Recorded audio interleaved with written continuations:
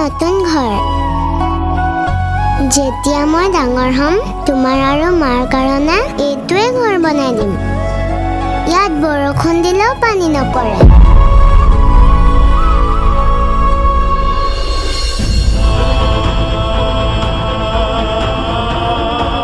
সুমি সুমি সোনকালে ওলোৱা মালিকে আমাক তেওঁ ঘৰলৈ মাতিছে কিয় কি হ'ল নাজানো কি হ'ল বহু খঙত মাতিছে কিবা ভুল কৰিছিলে নেকি আপুনি তেনেকুৱাতো একো মনত পৰা নাই মোৰ যে বৰ ভয় লাগিছে বেছি টেনশ্যন নল'বা মই আছো এইটোৱে নেকি আপোনাৰ মালিকৰ ঘৰ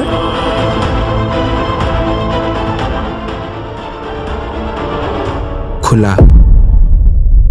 কি কথা কৈছে আপুনি লোকৰ ঘৰত এনেকৈ সোমোৱাটো বহুত ডাঙৰ ভুল আপুনি তেওঁলোকৰ ঘৰৰ চাবিটো কেনেকৈ পালে ঠিকেই কৈছা লোকৰ ঘৰত এনেকৈ সোমোৱাটো ভুল কিন্তু নিজৰ ঘৰততো পাৰি ন কি ক'ব খুজিছে আপুনি এইখন চোৱা